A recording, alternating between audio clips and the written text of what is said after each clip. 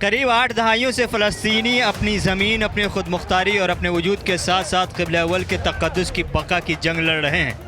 اب تک وسائل اور بنیادی ضروریات کے فقدان کے باوجود یہ فلسطینی اس لیے اسرائیلی توپ و ٹینک کے سامنے نہتے ڈٹ جاتے تھے کیونکہ ان کو مسلمان ممالک کا جذباتی تعاون مل رہا تھا۔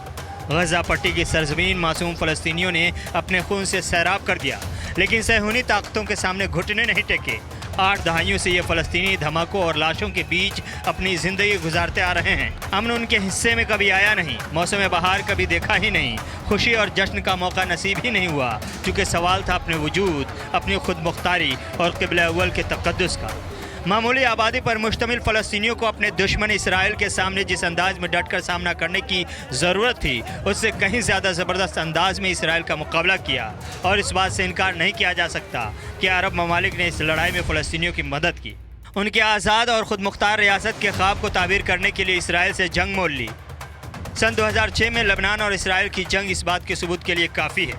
بقیہ عرب ممالک، چاہے وہ عرب امارات ہو یا سعودی عربیہ، مصر ہو یا بحرین، سوڈان ہو یا ترکی اور ایران، ان تمام مسلم ممالک نے فلسطینیوں کے شانہ بشانہ کھڑے ہونے کا ہر موڑ پر دعویٰ کیا، اور قریب 60 سے 70 سالوں تک عرب ممالک اور اسرائیل کے درمیان بائیکاٹ اور دوریوں کا جو سب سے بڑا سبب تھا وہ صرف اور صرف مسئلہ فلسطین تھا۔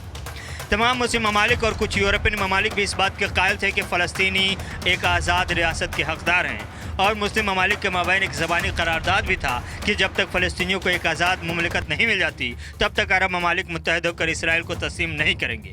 لیکن فلسطین کے لیے مسلم ممالک کا یہ عہد 6 سے 7 دہائی سے زیادہ نہیں چل سکا، اور دھیرے دھیرے فلسطینیوں کے قاتل اسرائیل کے ساتھ ایک ایک کر کے ہاتھ ملانا شروع کر دیا۔ سال 2020 بھی فلسطین اور عرب دنیا کے ساتھ ساتھ اسرائیل کے لیے سب سے اہم اس معنی میں خاص رہا چونکہ عرب ممالک نے فلسطین سے تعاون کا ہاتھ کھینچتے ہوئے اسرائیل سے ہاتھ ملا لیا۔ پورے ایک سال کی سب سے بڑی تبدیلی یا سب سے بڑی خبر جو رہی وہ صرف اور صرف مسلم ممالک کا اسرائیل کے ساتھ رشتہ بحال کرنے سے متعلق تھی، جو متواتر آتی رہی۔ سال 2020 کے اندر جو تصویر عرب ممالک اور اسرائیلی تعلقات کے حوالے سے دیکھنے کو ملی وہ یقیناً حیران کن اور فلسطینیوں کے ساتھ ایک بڑی غداری ہے۔ متحدہ عرب امارات سارے وعدے قسموں کو توڑتے ہوئے اسرائیل کو گلے لگا لیا۔ بحرین بھی فلسطینیوں کو پیچھے چھوڑتے ہوئے 3 قدم آگے بڑھ گیا، اسرائیل کے ساتھ ٹیبل شیئر کرنے پر رضامند ہو گیا۔ سوڈان بھی اسرائیل سے مصافحہ کرنے کے لیے آگے بڑھا۔ مراکش نے بھی اسرائیل سے رشتہ بحال کرنے کا اعلان کر دیا۔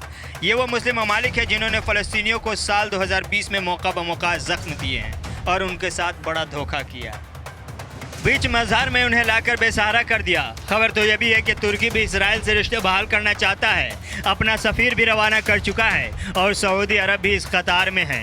پیچھے پیچھے کچھ اور مسلم ممالک ایسے ہیں جو فلسطینیوں کے خون سے سنے ہوئے صہیونی ہاتھ سے ہاتھ ملانے کے لیے بے قرار ہیں، اور بہت جلد یہ تصویر صاف ہو جائے گی کہ فلسطینیوں کے پیٹھ میں اپنے ہی سب سے خنجر گھونپنے والوں میں کون کون شامل ہے۔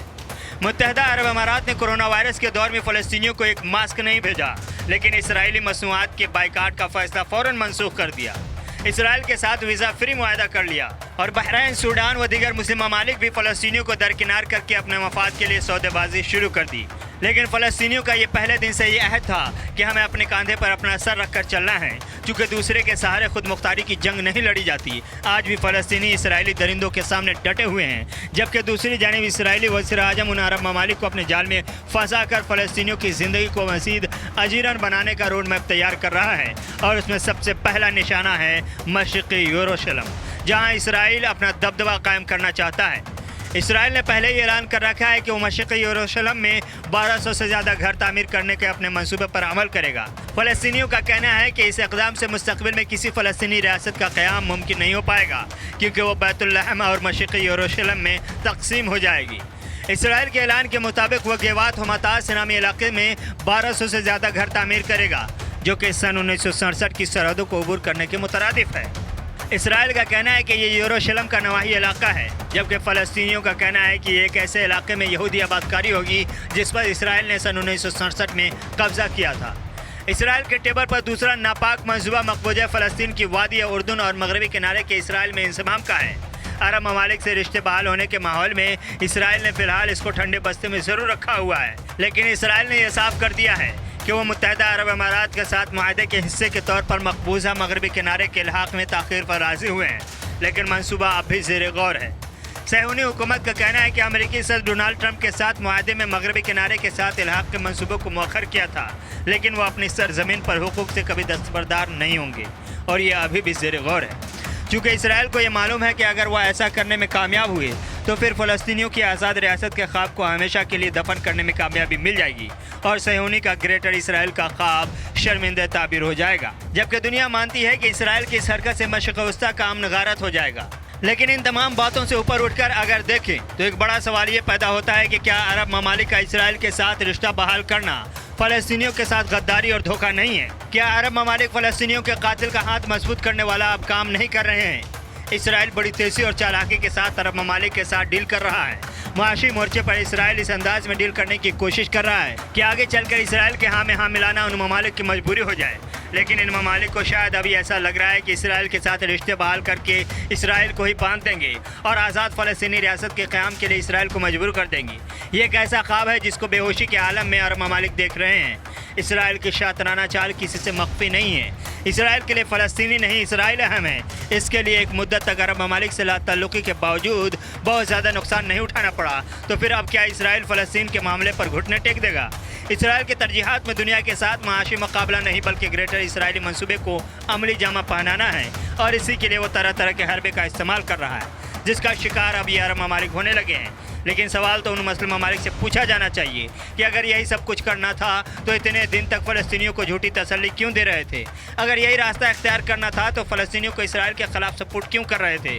अगर इसी नतीजे पर आना था तो फिर फ़लस्तीनियों को आज़ाद रियासत का सब्ज़ ख्वाब क्यों दिखा रहे थे? और इतने दिनों तक रिश्ते से मुअत्तली का सिला आपने क्या दिया और आपको क्या मिला? आपने तो रिश्ते बहाल कर लिए, तजारत सरमायाकारी सब पर डील कर ली, आपको बदले में लाखों करोड़ों की सरमायाकारी का तोहफा मिल गया, लेकिन इन फ़लस्तीनियों को क्या मिला?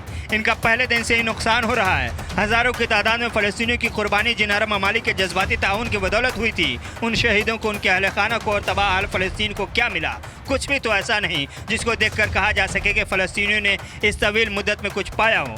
अब तक फ़लस्तीनी तो सिर्फ अपनों को खोते आए हैं और जिस चीज़ के लिए अपनों को ये फ़लस्तीनी खोते आए हैं वो सिर्फ और सिर्फ एक आज़ाद रियासत के क़याम का ख्वाब था, जिसको शर्मिंदा ताबीर करने के लिए इन तमाम अरब ममालिक ने इन फ़लस्तीनियों से वादा किया था। लेकिन अब आलम यह है कि अपनों ने ही फ़लस्तीनियों के साथ ऐसा सलूक किया कि अब ना इधर के रहे न उधर के। वक्त और हालात के बदलने के साथ साथ इन मुस्लिम ममालिक के तेवर भी बदले, तरजीहात में तब्दीली भी आई और मुल्की मफाद इस अंदाज में हावी हुआ कि अपने ही भाई बहन को बीच भंवर में बेयारो मददगार छोड़ दिए और ये भी नहीं सोचा कि अब उनका क्या होगा। ये और बात है कि चंद रिवायती जुमले तैयार कर लिए गए हैं जो इसराइल से ताल्लुकात बहाल करने वाला हर मुल्क दोहराता है कि हम इसराइल से ताल्लुकात ज़रूर बहाल कर रहे हैं, लेकिन फ़लस्तीनियों के मुतालबात के हवाले से हमारी जद्दोजहद जारी रहेगी। लेकिन बड़ा सवाल ये है कि मुस्लिम ममालिक ने आखिर ऐसा क्यों फ़ैसला लिया? क्या इसमें फ़लस्तीनी इंतज़ामिया का कोई कसूर है? क्या इसमें फ़लस्तीनी बरादरी की कोई कोताही है? ये सब ऐसे सवालात हैं जो अपने आप में जवाबात चाहते हैं।